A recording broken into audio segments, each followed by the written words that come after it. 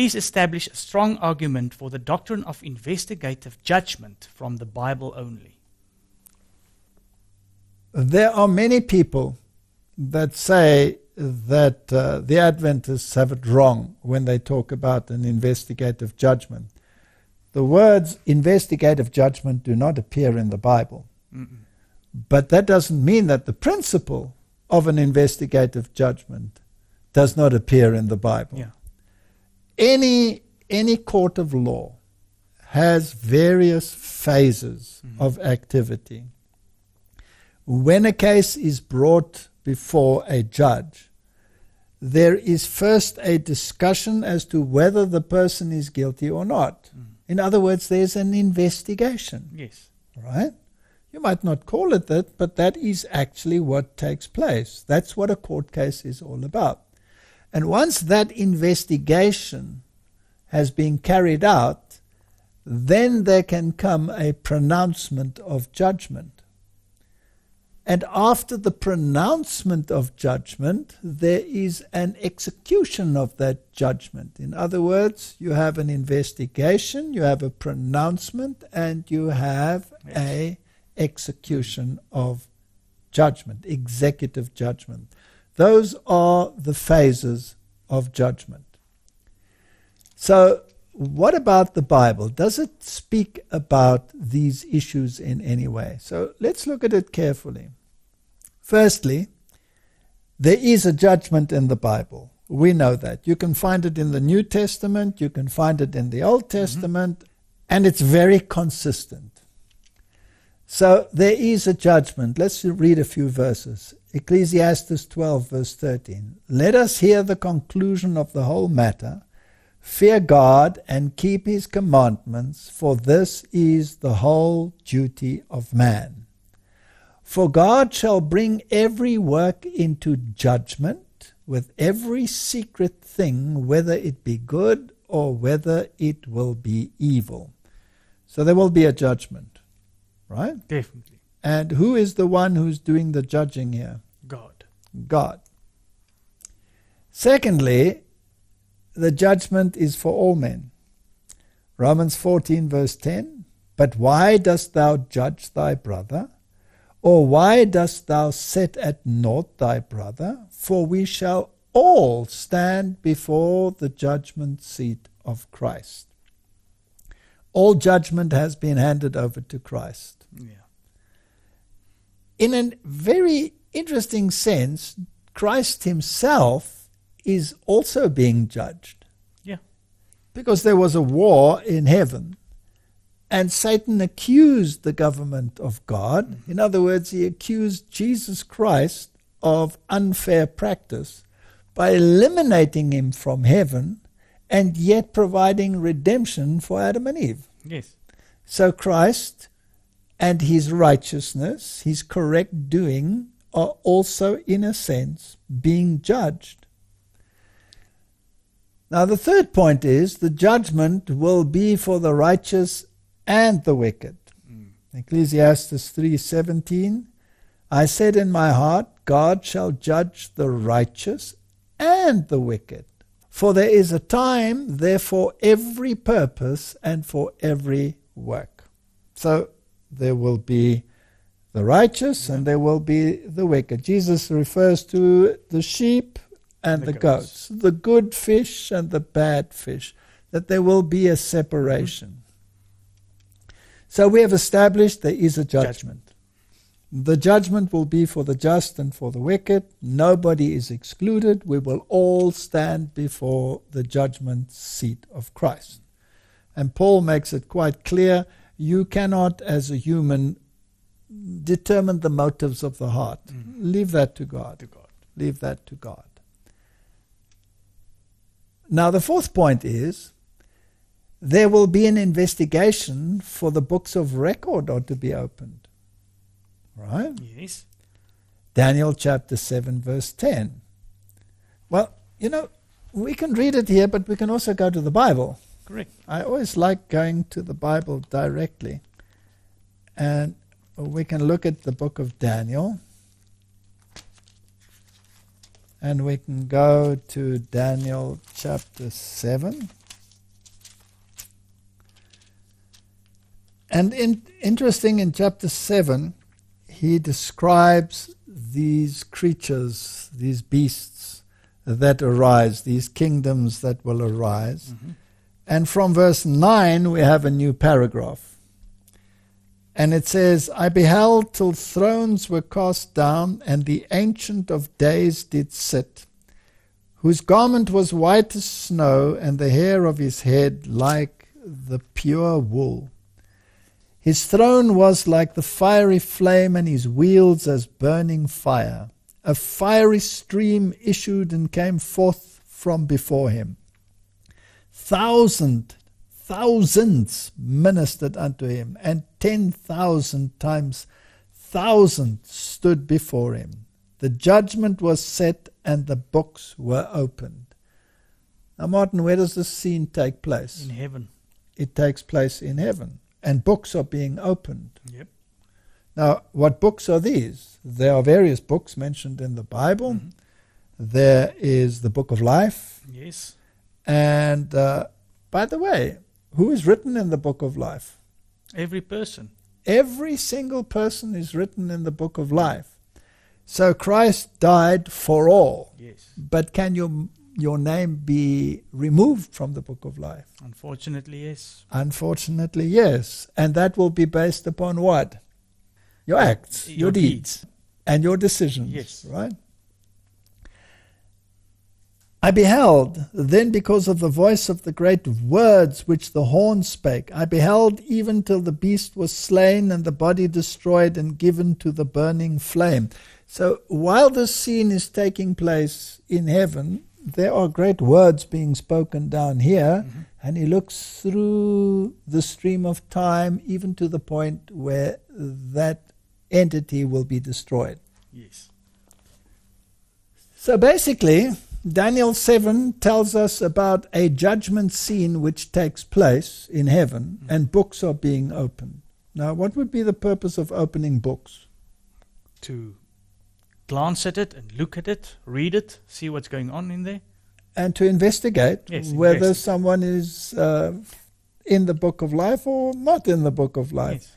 Are there deeds of such a nature that they will not be scratched out of the book of life? Did they have faith, etc.? So Luke chapter 21 verse 36 says, Watch ye therefore and pray always that you might be accounted worthy to escape all these things that shall come to pass, and to stand before the Son of Man. So in other words, the time will come when you will stand before the Son of Man and give an account. Mm-hmm. But the books have already been studied in heaven prior to that. Prior to that. Okay. The fifth point is, there will be a pronouncement of the verdict. So there must be an investigation. The books were opened. And take care of how you live your life, because eventually you will confront Christ himself, and you will be confronted with whatever has been determined from that investigation. And then there will be a pronouncement of verdict. And some people will say, when they hear the verdict, but Lord, Lord, didn't we do all these wonderful things In your name. in your name? And he will say, depart from me. And then there's an interesting word there, ye that practice anomia, Mm-hmm. against the law of God. And we must not forget that. So Revelation 22 verse 11 says, He that is unjust, let him be unjust still. And he which is filthy, let him be filthy still. And he that is righteous, let him be righteous still. And he that is holy, let him be holy still. In other words, when that investigation has come to an end for all of humanity, Yes. then God initiates the cutoff point. And he says, from now on, those that were unjust, let them be unjust still. Those that were righteous, let them be righteous still. And if you are holy, you will remain holy. If you are unholy, you will remain unholy. In other words, probation is closed. So that is a final close to the entire judgment scene. Revelation 22 verse 12 says, "And behold, I come quickly, and my reward is with me, to give every man according as his work shall be." So here's my question. He says he's coming quickly and he brings his reward with him. What is that reward?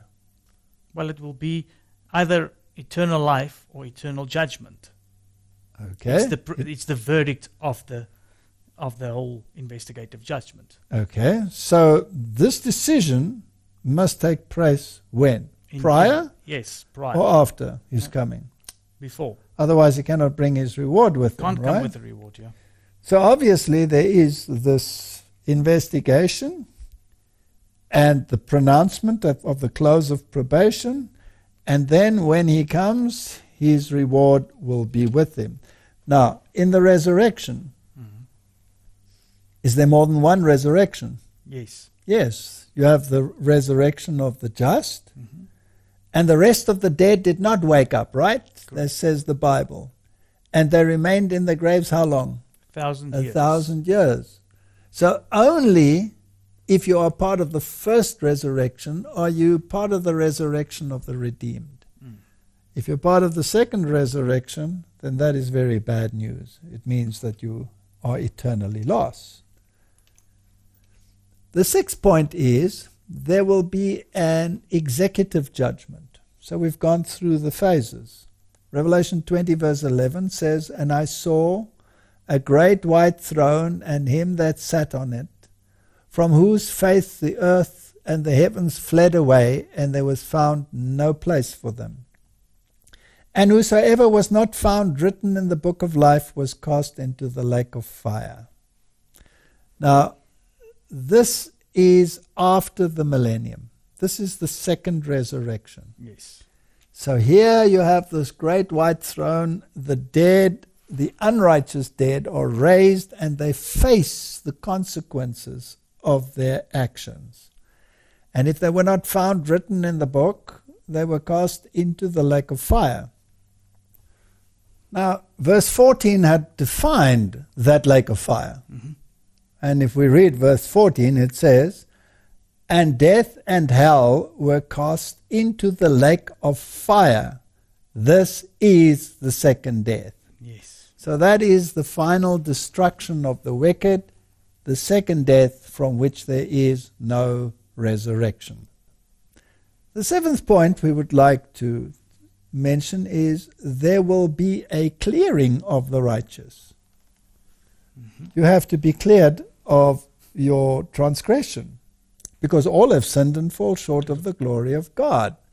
So Hebrews 12 verse 23 tells us, "To the general assembly and church of the firstborn, which are written in heaven, and to God, the judge of all, and to the spirits of just men made perfect."